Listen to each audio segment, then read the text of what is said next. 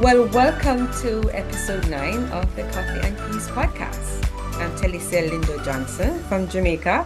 I'm a leadership coach and a counseling psychologist. And with me, it's three of us. We have Benny Walter from Holland. He is a member of the police force in Holland, as well as he's a leadership coach and a seasoned podcaster. And Orande Ash from Vincentian from St. Vincent and the Grenadines. And he is the assistant coach for the senior football team. He's an author as well as an educator. So let's go into what we have to share with you today. Today we're going to delve into sweetening life with gratitude, finding joy in the present.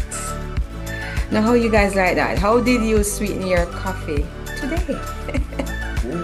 If you did. White sugar.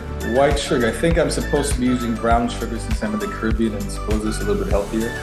But the white sugar was right there. Just grabbed it. Added something I actually should not be consuming as much sugar, but it was there, and I needed a little pick me up. It's just what it is. It's a little white sugar for you. What did you use to sweeten your coffee today, Penny? Oat milk. Oat milk. Yeah. A little bit of oat milk, like a cappuccino oat milk. There was a time when I was hooked on oat milk because I really loved my coffee with oat milk until my dietitian said to me, well, you're drinking your carbs. And I'm like, what? So yeah, it's high in carbs, but if you love it, don't have too much of it, right? Well, a little bit of taste is fine. A little bit. Okay. So today I use this thing called, I don't know if you can see it. It's monk fruit, right? I think it's native to China. But it's 0 calories, 0 carbs, 0 sugar. I don't know how they do it because it's sweet as right. Show us again. I am show us on again. my detox. Show us again. Yeah. Show us again. Let's give a little. Yeah, I am on my detox and I'm not supposed to have sugar. So here I go because I need that little sweetness. Find alternatives. So I went to my Whole Food store and found this sweetener. They have it in other formats. There's a dried format because it's actually a fruit. It's something that they grind and it's in a powder form as well as this liquid form. So this says that it has 260 serving, this tiny bottle, less than 2 ounces. But anyways, yeah. So I'll tell you guys about it, but how it goes, because as I said, I'm on my detox, I'm off sugar, but I do need some sweetness, right? As we delve in today, guys, today we're going to talk about, as I mentioned, sweetening life with gratitude, right? And so we're not talking about sweetening our coffee anymore, but gratitude. Now, the dictionary defines gratitude as thankfulness, but know that gratitude is not just about saying thank you, right? It's a powerful practice that rewires our brain, shifts our mindsets, and help us to find joy even in challenging times. So for today, we're going to explore how gratitude can be daily practice, why it transforms our mental and emotional well-being, and we'll hopefully share some practical ways that how we integrate it into our lives, and hopefully that will be beneficial to you. So guys, as we kick off to talk about gratitude, this is something that we always kind of reflect on. And I feel like every session, at the end of every recording or connection, we're like, boy, we're grateful for each other. But when you think about gratitude on a whole scale, how can you cultivate gratitude even in difficult times?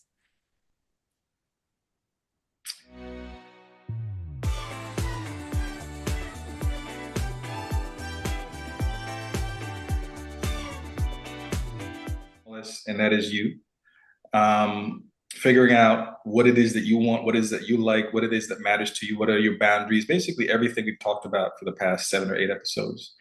And then if you are finding alignment with the people in the next level of your circle, family, close friends, and things like that, then I think it's a little bit easier to appreciate and to exist in the place where you are experiencing and willing to access gratitude when times get a little bit troubling. So I think it's connection, human connection within intra and inter, if that makes sense.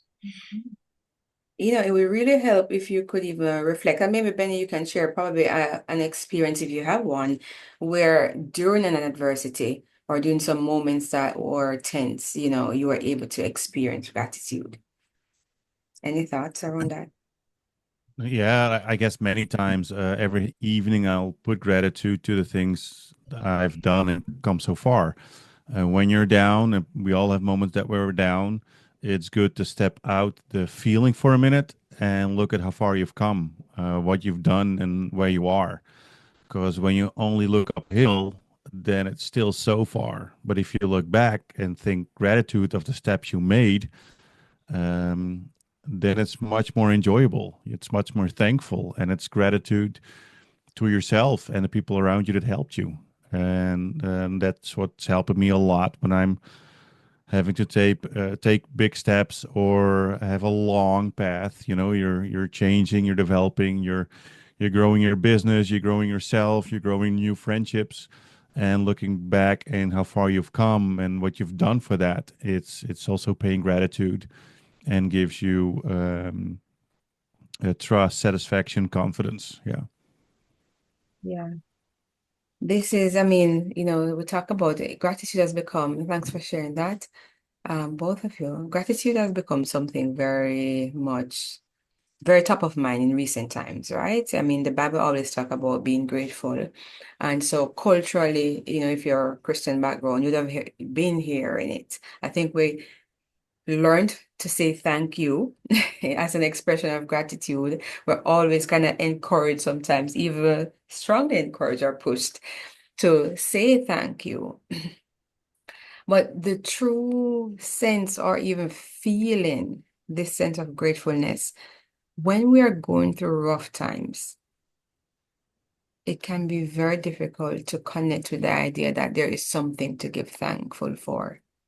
So for you Hmm. personally, what do you find as the biggest barrier to feeling grateful, especially when life feels overwhelming? Not feeling worth of it. It's most difficult because your brain is in that down moment, that down mood. You can't see the good stuff. You can't see the gratefulness stuff. You can't see what is going for you. It's deep. It's deep emotional. Then to think about it, to feel it, it's so way out. It's not a comfort zone. So way out of your league. That's Mhm. how it feels for you. That gratitude. Yeah. The smallest thing, gratitude. You were born. That's a big thing. The chance of you were born is so small. That you're here is huge. So at some point you have to find the smallest stuff that can help you. But man, when I was depressed, gratitude. I somehow weird enough, I know I was sitting on a bench outside thinking, um, it's not helpful for me to be alive anymore. Mhm. I was also grateful, weird enough, grateful that my son was doing well enough, that the world around me was doing well enough. I didn't Mhm. feel I had to be a part of it. So there was this strange way of feeling gratitude, knowing I knowing at that moment, and not now anymore, but that moment I thought, there's nothing for me to do here anymore, and it felt grateful, but it actually was deeply, deeply, deeply hopeless and meaningless. I felt deeply hopeless and meaningless to the world, whilst I paid gratitude that everything was going so well, but I couldn't find a spot for myself. Yeah, and that was then That's you're. very interesting because complex emotions or complex feelings are coexisting, right? But still external to you.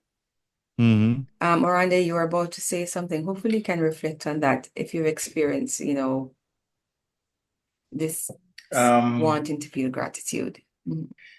yes, so for the past, again, I'm in St. Vincent on the other side of the island from where I was born and where my mother and father is. If you think of St. Vincent as a clock, I'm like at uh, 5 o'clock, and my parents are, it's like 8 o'clock.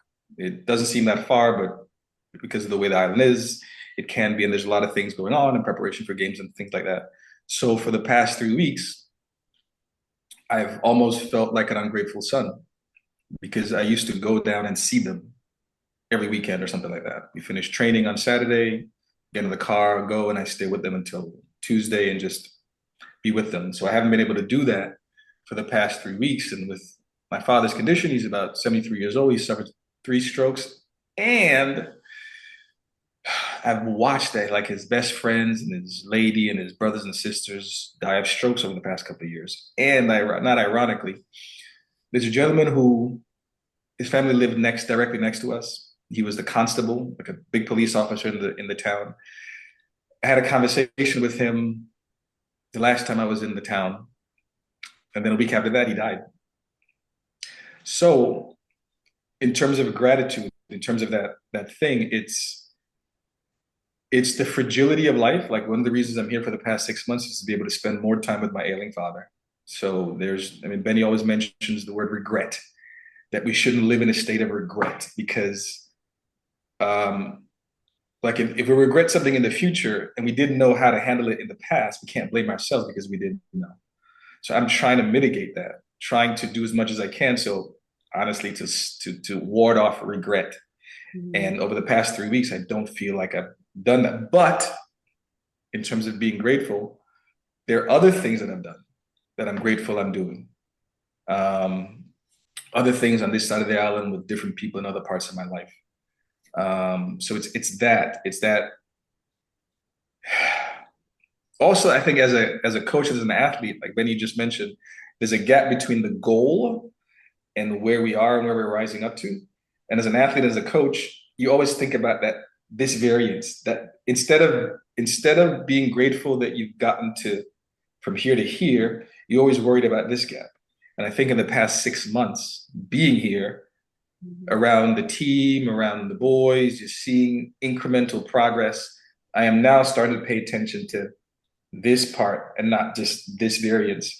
And so even the fact that I could video my dad or send him pictures of his granddaughter, that has to be enough. And I'm grateful for that still can happen, even though it's not an ideal situation. I would like to be there and talk, but it's not happening. So I'm at least grateful for that. Thank you for that share. And I think in a few of your situations, you're in complex situations that can trigger deep emotional states of whatever, sadness or concern or hopelessness.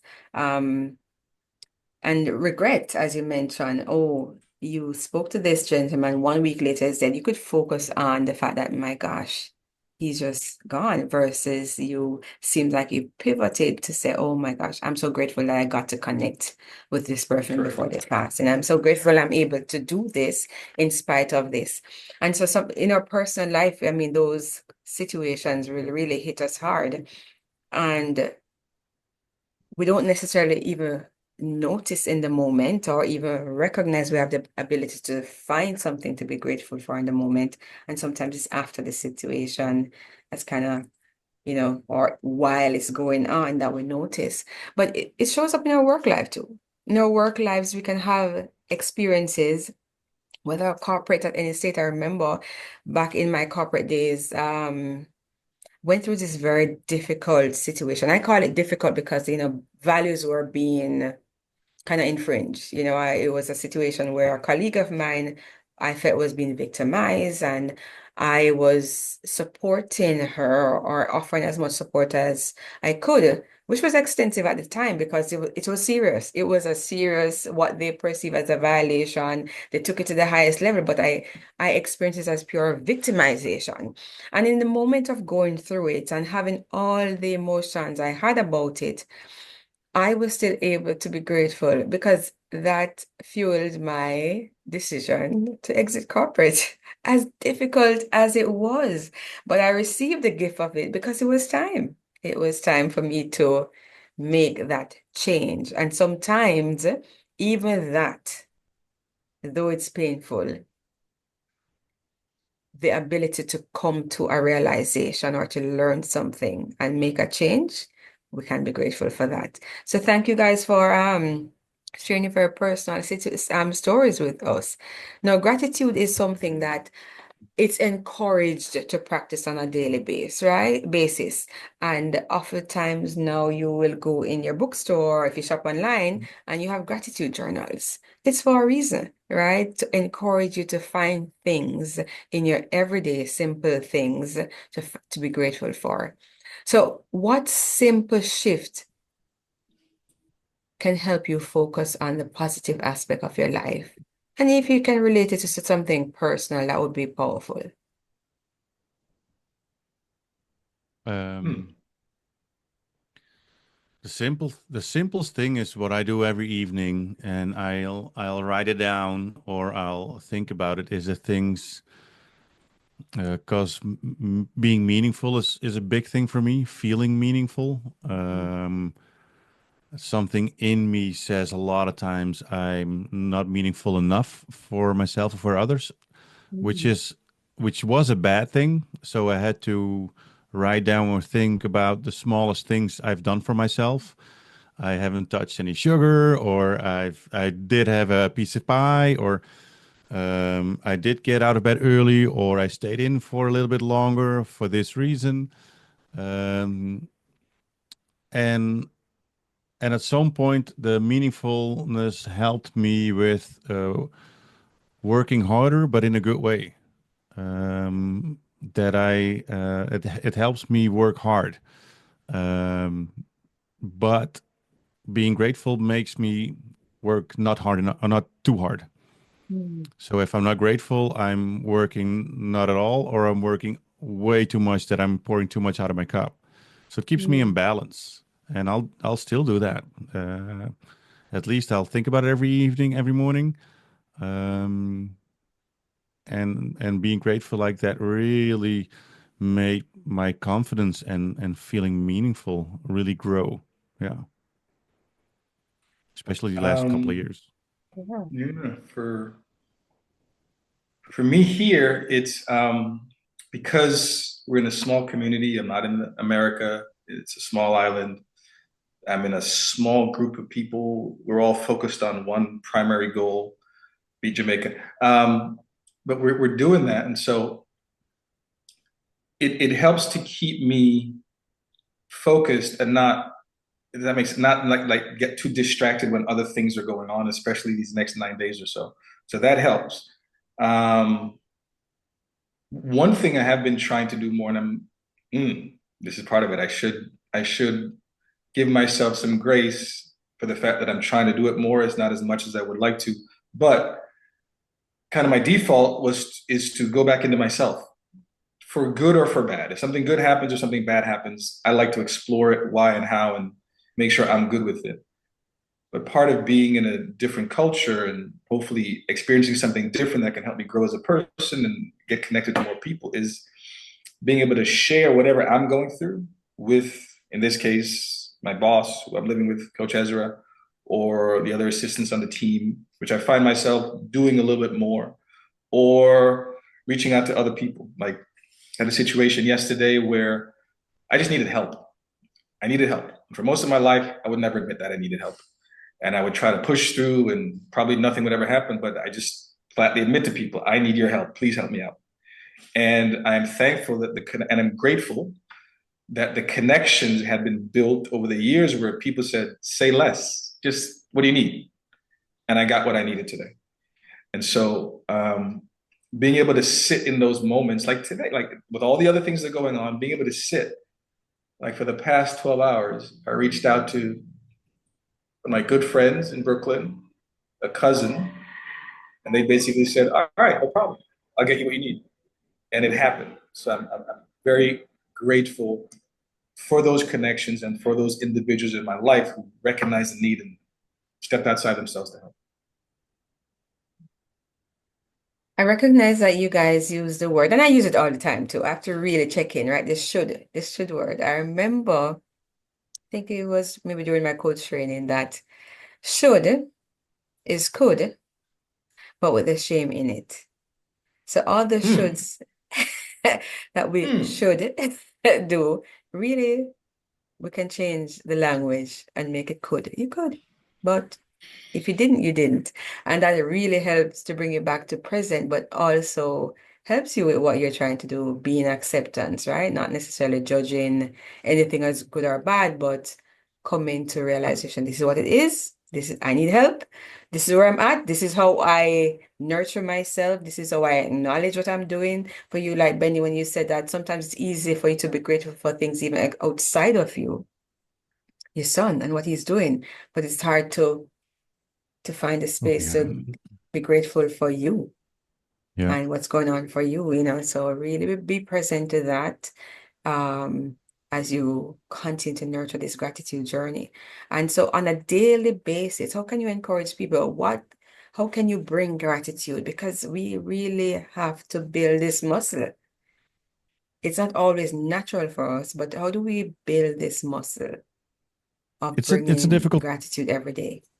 it's a difficult thing because it's also it's culture bound. If I see up north here in the Netherlands, man, we hold our emotions in, and when we're hard headed and closed off, and which made it also difficult for me because I like to have that interaction. But when you go close to the city or a little bit down south, it's easier, you know. Into the city, it's a big city, so it's more normal there. Um, it depends what a small step is for you in your surroundings. If a small Yeah. step is to have a walk for 20 minutes and be thankful that you've walked for 20 minutes to let your guards down and come into your feelings, that's fine. Yeah. If you're used to talking about your emotions, or write them down or speak to the person you need to speak at, do that. So I find it a difficult answer because it's who are you, how deep are you with yourself, and how is your, and I'm wondering how it's with y'all, but I know with the States, everybody always says thank you, thank you, thank you to everything. How much meaning is still in there? But if Exactly. somebody says it in as here, which I might hear once a month, then then it's really meaningful. So it's culture bound. What is the small step for you? What step can you take to be more grateful? The Dutch are like that. Oh gosh, not a lot of emotions, not a lot of thank yous, and oh God.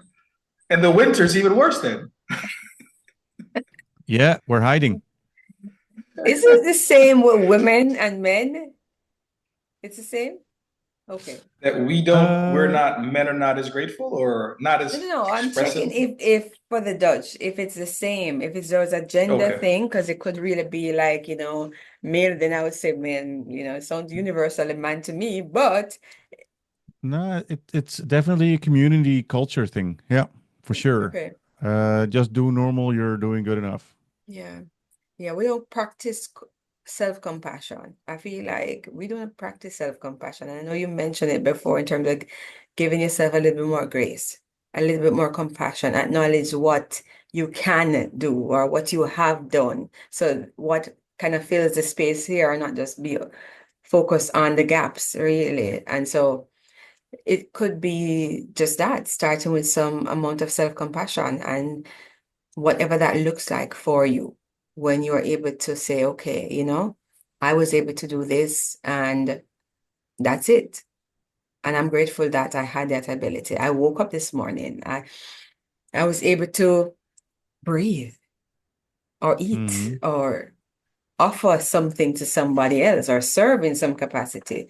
And so, yes, it may look different, but start simple. I encourage people to start simple because you're training your brain to do something that you probably not programmed to do. And it requires repetition, But consistency, right? So, yeah, it's one of the reason I love to be a coach. Even today, I had a coach meeting with my client, and I love to listen to people's stories, and I love to um, talk about a different point of view. So if it's difficult for them to give gratitude or be positive or things, I love to listen to their story and find those spots where there yeah, is gratitude, where there is possibility for gratitude, or where they're saying it but not acknowledging it. And then it's not calling them out, it's not questioning them, it's giving them hints of well, what is this part you're just saying, or what is this part, or then you're helping the person out in the moment. That's what I love with about coaching, is listening to them and giving them that feedback. Yeah. I mean, one thing, because it's the world I've been in professionally. It's again, we're always seeing what we're not. It's just the way Mm. athletes and sports is programmed, and it's something I see changing. It's saying the kids today that we coaching, maybe for the last 10, 15 years, are markedly different. We have to coach them different because I think they have a better or more awareness of the kinds of things that we're talking about here, how things impact you and how things can impact the group. So they might not have a full concept of it, but they've heard this, and so they want it implemented in a training session or in how coaches relate to players. Um, but it's not easy. One of the things I used to do, maybe not every year, but as a coach, is I would, because it's difficult. I remember this. It's difficult for, I asked a kid, tell me three good things about you. They struggle doing it. They struggle doing it because we're programmed to just think, what is bad and what can I fix? And so what I would do probably twice a year is, everybody has an envelope. I buy index cards. Let's say there's 16 kids, you got 15 index cards. And you're right, three good things about every other person. And we put that all in the person's envelope. And they can keep that and go home and work on it. And you can see them the next practice. They feel like, shoot, people really like me. Because again, you're talking about men and women. We don't do this as adult men enough. And certainly as boys, we don't do this. So to hear somebody else and to see it written down, somebody thinks I'm doing this good. Oh, I didn't even think I was doing that thing good. I'm struggling to do it in my mind, but everybody else says I'm doing it all right. Yeah. And so the gratitude from internally, but maybe external awareness, somebody outside of you gives you a positive reinforcement. Then you, especially as a young person, then you kind of see it within yourself and you can kind of amp it up and build it up, and then it takes off from there. Broaden the horizon. Correct. Yes, the power of, getting the views outside of yourself. I mean, in corporate, that might look like a 360 evaluation, right? Or it's just a check-in with your family and your friends. So yeah, that's really powerful. That's a really powerful activity to do. And I find it to here, even though this younger generation, they're so much more open to tap in or tune into how they're feeling and even vocalize it, which is a gift, right? But yes, what they need the help and support with is channeling, or more so transforming those negative self-talk into some positive and powerful ones, right? So yes, they're aware, but building that skill to really change how they speak to themselves. Now, why is it important to really be talking about gratitude? Right? There is science in everything, right? Gratitude activates our prefrontal cortex because for you to find something to be grateful for, it requires you to actively think about it. And most times when we are going through difficult situation or even stressful experiences, we are really coming from our amygdala, which is our default stress reaction, the fight, flight, or freeze. And so once we go into that space of thinking about what can I be grateful for? Yes, this is a difficult time, but what can I be grateful for? We have an opportunity to come back to our true selves, and that is really powerful for your brain and just for brain health in general. And there are many studies out there that shows a positive association with people who practice gratitude, reflection, and how that impacts their happiness level, just reduce stress in general, and that leads to an improved overall physical health. So we can't kind of express enough just the power of doing this one little activity, reflecting on things to be grateful for, focusing on the things that you can receive as gifts in your life, regardless of the current circumstances, and how that can impact your overall well-being, your brain health, your happiness, whatever is going on. So as we kind of think about what does your gratitude or have you been in a situation where you have, and I think naturally by nature of what you do, being a coach of even leaders and professionals, being a coach of younger people, who either whether it's the kids or even the adults who play, can you recall a practice that you'd have shared with someone and they would have taken it on, and notice any change in their life? Or maybe it can be a personal experience. Hmm. So again, I think maybe eventually we start getting our own gratitude journal, Coffee and Peace gratitude journal out, because we all seem to agree that writing and reflecting at the end of the day or the end of the week is an important thing. And again, when I was younger and didn't feel confident in my ability to express my emotions verbally, I wrote them down. So that was my default. And I find that as a younger coach, when I first started out, I would literally buy, I don't know, I'm sure we have these black and white notebooks that, I don't know, they're all over the world. They're generic black and white. Yeah. You get them for $1.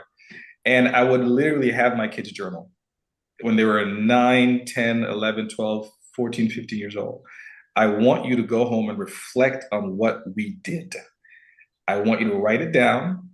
I I even had a, some sort of a chart where they would give themselves a score 1 through 5 on these different criteria, because I wanted them to see, okay, if we're training Monday, uh, Wednesday, Thursday, if you know that you did a 5 for 10 different criteria, if you were a 4 or 5 for each, then you should feel confident going into Saturday or Sunday's game.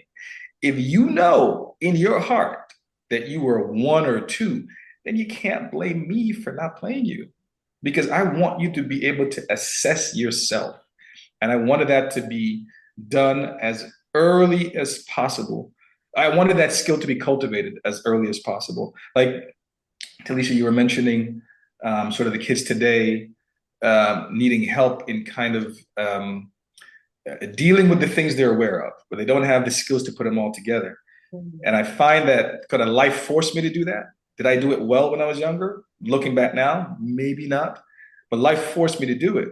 When I'm reflecting on my coaching, I realized I was forcing the kids to do it.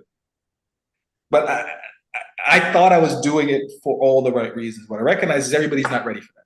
Everybody might not be ready for that self-reflection, but I think it's a gift. I think Yeah. it's a gift. The hardest thing I've found in 30 years of coaching is kids who cannot self-assess. I can't help you. If you cannot playing, look at the video and go and see exactly what you're doing and that it might not be what we need you to do, it's tough for me to change that behavior. So that ability to reflect, write, and be honest with yourself. And if it's something that might be wrong, just accept that and then try your best to change that behavior. So for me, it was having the people under me not relying on me to tell them how good they are, that developing that ability to self-assess. Yeah, it's understanding that every day is a new baseline. How you were last week is different than how you were yesterday.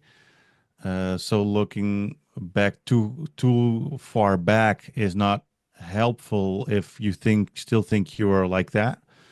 So understanding your baseline and understand that everybody's trying. Everybody's trying. What I'm trying to say is, when I'm training, I always ask people not to evaluate on is it a 1, 2, 3, 4, 5. I do it sometimes. What I've learned that going through pros and cons helps. So this is your decision. That's fine. It's your responsibility. What are the pros? What are the cons? Are the cons stronger than the pros? Don't do it. My advice, but it's your choice, and vice versa. And keep trying, even when it's in real life, even it's in real situations. It happened. Um, Bad stuff happened, and you did it from a good heart. And you did it from a good reason. You tried, even though it went bad. And yeah, there's big pros and cons about that. But come on, we're all trying. We can't be perfect every time. Be grateful when stuff happened perfectly. But like my son loves to play soccer, loves watching soccer, and for the people knowing what soccer is, football, the real football. And I'm not going into details, but it's a foot and a ball. Okay, so soccer or football, and and even the pros, if they're that good, every striker scores and every goalkeeper catches the ball. But these people are at the top level. They try as hard as they can. Is it failing when they miss a goal? Is it failing when they don't catch the ball? So don't stop being so hard on yourself and understand that you're trying to be as good as you can be for that moment. If you had a bad weekend, sorry man, Monday probably gonna suck. If you had a great weekend, hey man, awesome. Monday is gonna be awesome. What is your baseline? Where are you at? When I give shooting classes, I always ask everybody, what have you learned today? What are you going to take away for the next class? Which mostly is 2 or 3 months later. So they say a couple of things they've learned. I'm like, how are you going to take that with you for the next class? Y'all remember. I'm like, you're going to remember for 3 months long with all the stuff that's happening that this is what you changed and this is why it got better. Just grab a post-it, hang it in your locker. Look at it every day. If you look at it, you're changing your mind. After 3 months, you've looked at it probably like 60 or 90 times. You come to the class, you say, hey, Benny, the last time I was working on this went really well. I'll try to do the same thing. So it's also remembering what got you here. It Yeah. remembers you what was the baseline. Keep trying, write down what you've done great today so you can go further from today tomorrow. Yeah, That's I a long think both of story. you kind of describe a process that you help people to go through, which is powerful, right? And if we, it's reframing. Reframing is one of the many things that you guys kind of touch on, helping them Yep. change how they're currently seeing the situation that's in front of them and shift to focus on what did I learn from it, right? Because people tend to ask themselves, why this keep happening to me? Why I keep failing? Why I keep missing the ball? Why I keep not hitting the target? If you're trying to group and all of those things, they'll ask themselves, it is our natural condition to ask, why is this happening to me? Why can't I get it? That is the negative self-talk that sometimes it don't seem so harsh, but it is exactly what tanks our energy because we now start to judge and criticize ourselves. And so once we help them to shift or to reframe the situation, what is this situation teaching me? What is the experience teaching me about myself, about people, about the world, about whatever you're focusing on? And I feel like that shift in focus to what can I learn from this? What is this teaching me? Will empower them or equip them with the ability to even connect with something to be grateful for. All right. Reframing is a powerful tool, simple as it is, but it's mindset shifting. And Yep. I don't know if you've gone through a situation where you have intentionally changed your mindset about something. You're in it, you're sensing pain, discomfort, whatever, frustration, and you chose to change your mindset. How did that impact you? Around there, it looks like you Well, have a situation right there. no, because it's in general, it's what's happening in St. Vincent for me for the past 6 months Yeah. or 7 months. It is being in a different place with different people where just the exigent circumstances of being here, everything is different. So I don't have a choice. I can't keep the same mindset that I had in North Carolina because the factors are completely different. Um, but it wasn't as difficult as I thought it would be. Obviously, because I'm in a different environment, and you sort of have to shift or shift and adapt, or you're not going to fit in here presently. So, for example, the proximity we talked about the last couple of episodes that we just run into people in our small countries that we live in. We just run into people.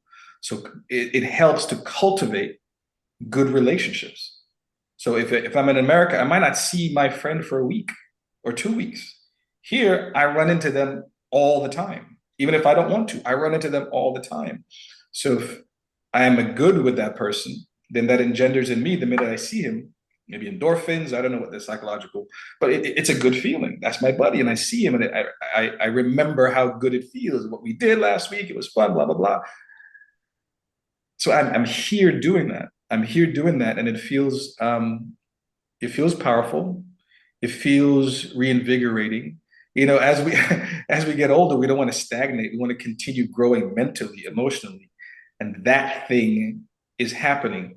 So part of being grateful is also recognizing that it's not just growth up a corporate scale or growth in a business, or in my case here professionally, growth as in the team getting better, beating Jamaica, moving on to the Gold Cup.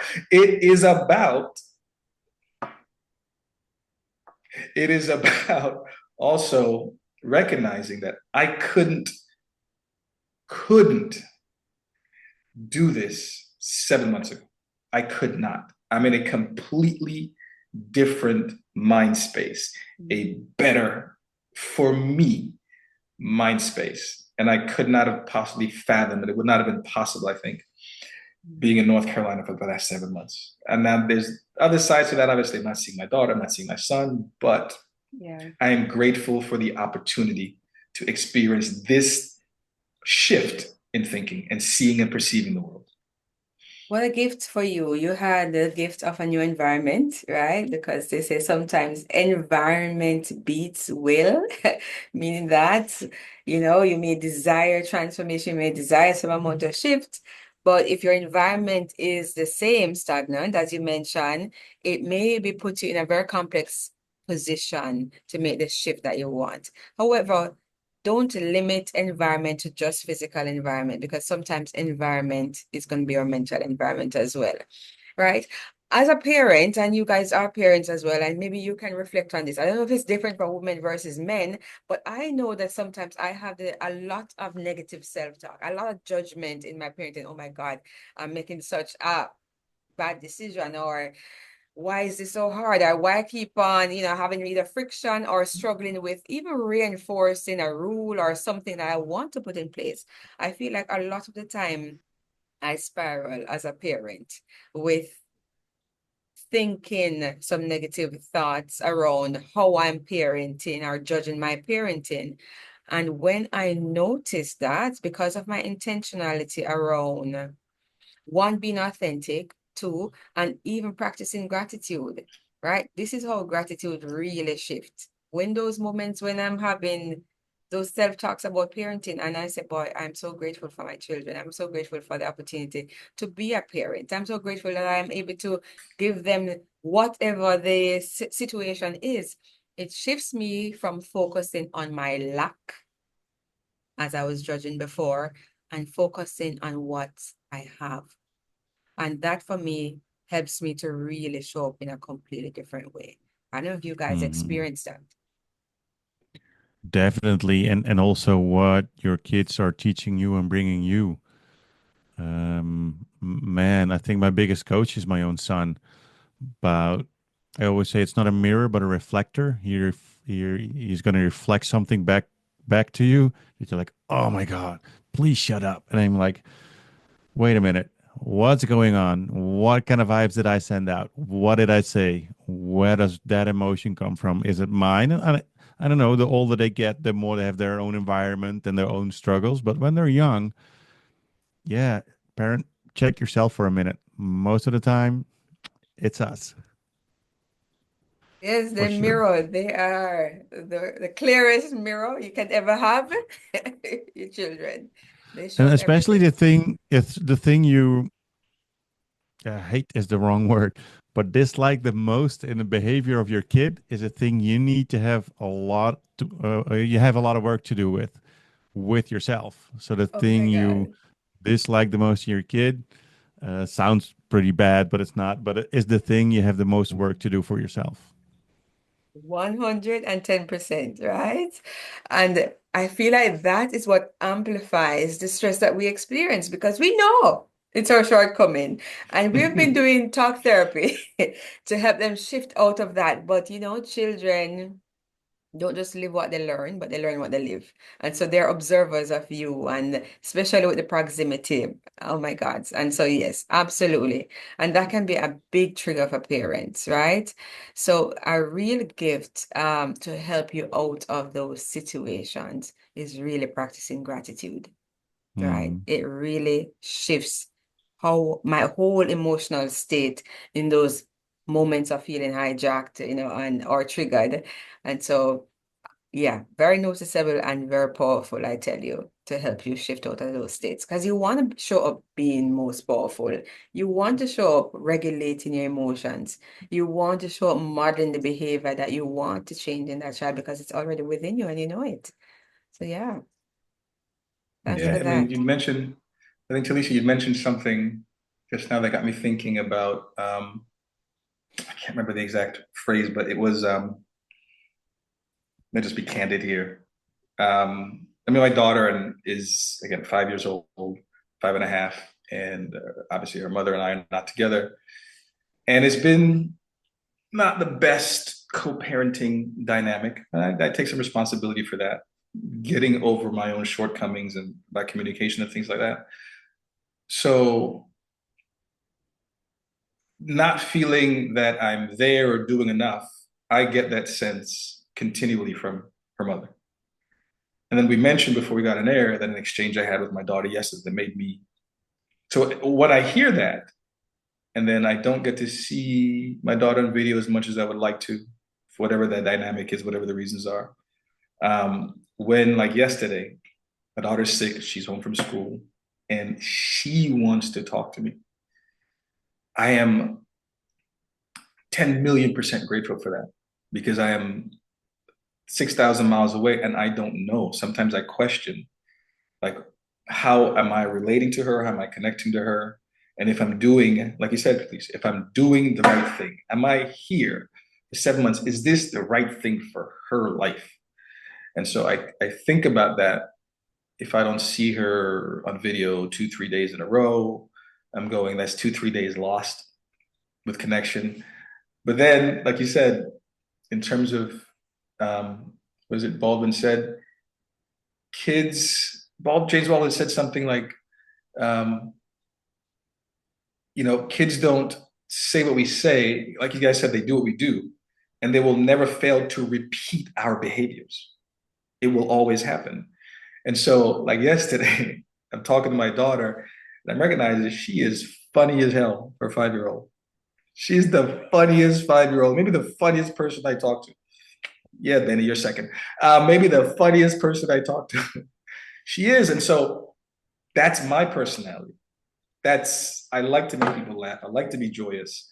I like to find the humor in certain things. And I see, even though I'm not there, that is being cultivated. And she is taking it upon herself. I'm seeing this actively to make sure daddy's laughing because she recognizing that's something that daddy does for her. That daddy's been doing for her since she was born.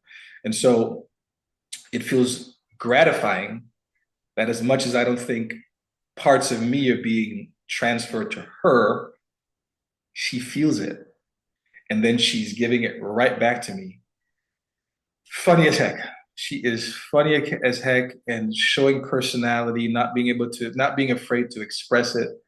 And I think when I was that age, according to the people in my hometown, that's how I was.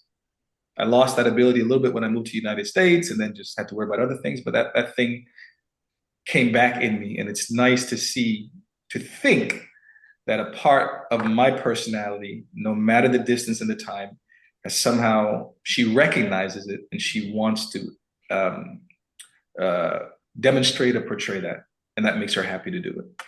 So Yeah. that's I have gratitude for that. Yeah, because Wow. rather than focusing on, oh, I'm not there, I'm not seeing her as often as, or I'm not seeing her every day, you can find that the connection is still there and you can be grateful for the connection that you have because it's, yeah, you're seeing it and you're seeing you in her, and that can be a gift as well. Amazing. Just as you think about last episode, we spoke about resilience. What connection do you see between gratitude and resilience? Mhm. Practice it daily, both of it. It's connected. It's to get through it is not only focus, I want this goal, but also the gratitude. It got me this far. And you're trying. So I think when there's failure to be as resilient as we probably can be is because we're still focusing on that variance, where we are, where we want to be. And we're focusing on that difference. But if we're grateful for where we got, then I think we can bounce back and go, well, last week I was here. 4 weeks ago, I was down here. And so if you recognize that in the last 3 weeks, you've made progress, if you have a healthy enough mind, you can extrapolate. If I made this much progress the last 3 weeks and I continue at my present rate, I'm going to keep. So the resiliency to be able to see, all right, there is this difference between where I am and where I want to go, but I've already come this far. I just rinse and repeat. It might be a little bit, of course, a little bit more difficult, but there is the understanding that you've done everything you were supposed to keep elevating to this point. And if you just keep going, if you keep going with the support of people around you who are encouraging you, who know, oh my God, you could only do this 3 weeks ago. Oh, good job, good job, good job. Keep going, keep going. If that circle around you is with you, is supporting you, and you've communicated with them openly and honestly that I'm trying to do this thing, I want to do this thing, and they're monitoring you, not monitoring you to be punitive, but just keeping an eye on you. And every now and again, they might, wow, man, that's pretty good. I saw that. Oh, yeah, you did. That is pretty good. Then I think it's easier to be resilient. So rather than, again, focusing on the variance and where you want to go, if you focus on shoot, actually, I've made progress, then I think it's easier to continually making the process. Is it perfect? No, we're not saying it's going to be perfect, but it might be a little bit easier. Greatly put. Yes, I think I'm hearing you saying too that it's almost like gratitude fuels resilience in a sense, right? So yeah, absolutely, they're definitely related. And because you're shifting your mindset, you're focusing on what you have, what you've accomplished, what is present in front of you versus the lack. That's amazing. So as we kind of bring the kind of our conversation to a close, maybe you can share your top 2 strategies to encourage. Maybe it's worked for you or it's worked for a client, or you've definitely seen it work for other people, that people can practice, that can implement simply in a simple way to shift into an attitude of gratitude. The easiest thing, what I can remember, is the first thing that pops up is get your coffee, walk on your bare feet, stand outside, look outside, enjoy what's going around you. Even if you're in the city, enjoy the sounds up there. If you're at night, it's enjoy the sound of silence. When it's during the day and you're in nature, enjoy that. Don't enjoy your phone or Netflix or all that stuff. It's nice and it's a nice extra, but it's not where you get peace with. Coffee and peace. Just grab your coffee, find a peaceful spot. That's the biggest thing. I think that's how we all got together and we're all hooked on, addicted on. But coffee, grab your coffee and find your peaceful spot. And of course, it's riding. Of course, it's walking. Of course, it's talking to the right people to get your story out or reflecting. But hey, also just grab your coffee and find a spot to have peace.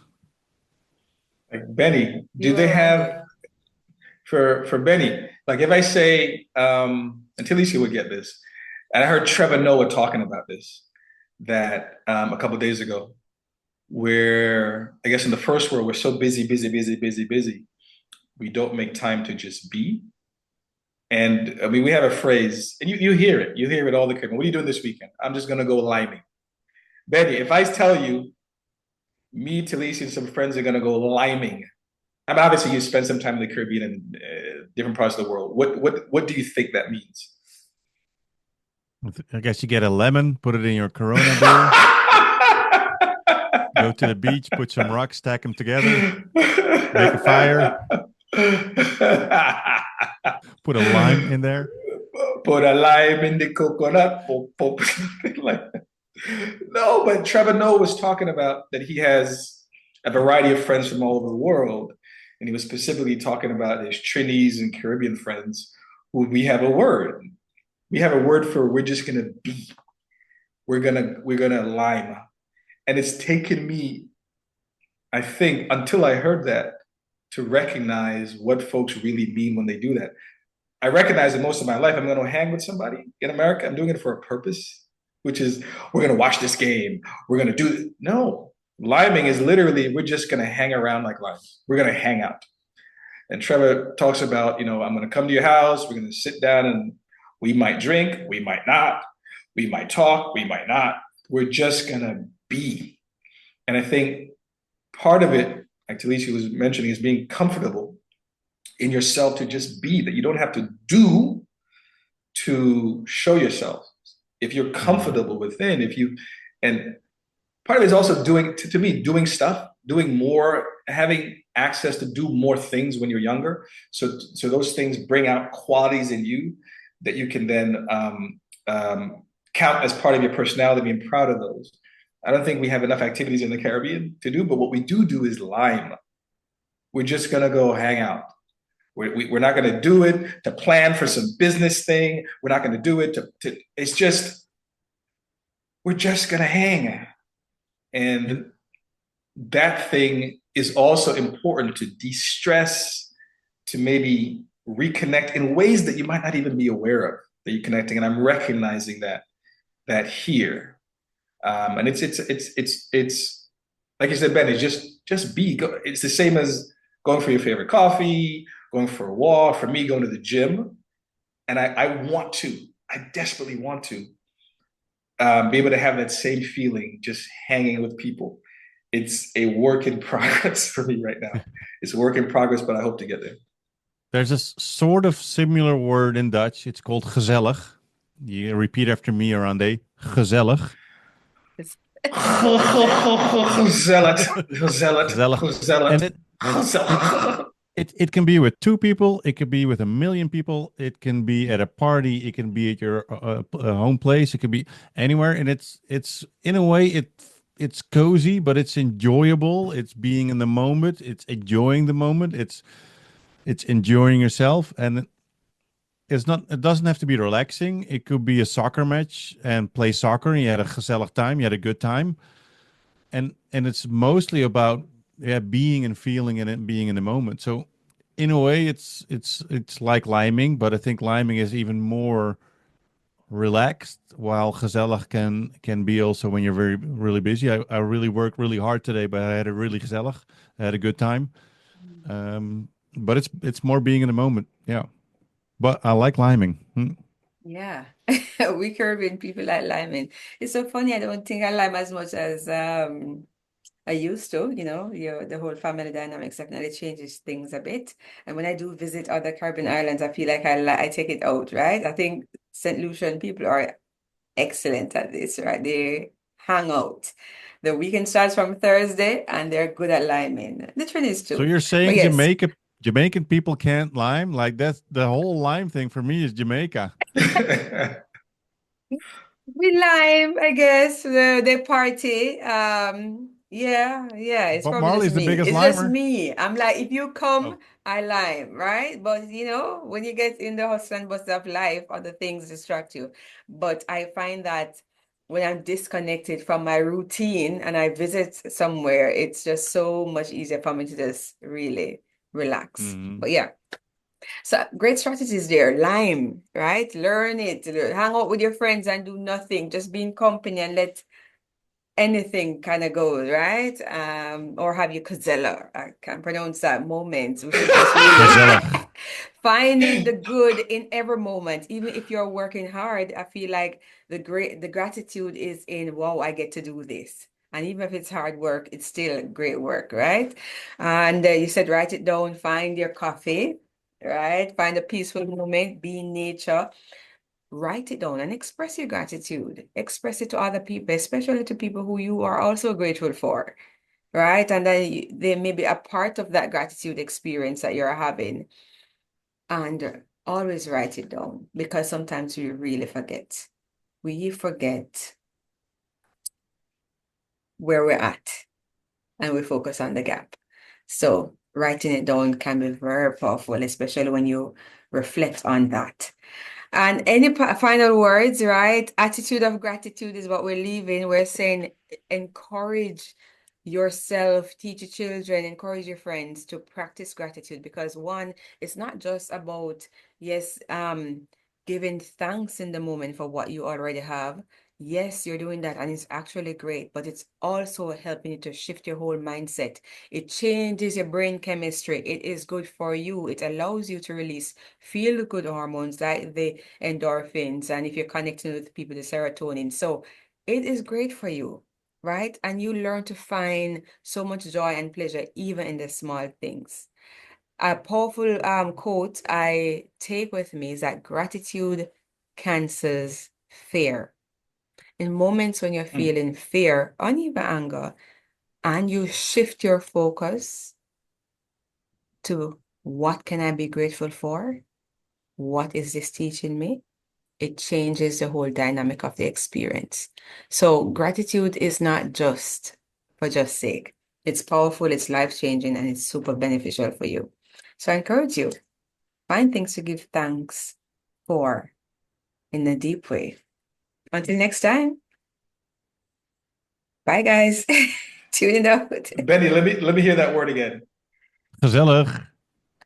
You have to, a little bit Yes. more emphasis on the last part, Benny. We need to hear it on Gezellig. that. Thank you guys. Go Lime. Thank you. Every All coffee. right. Bye.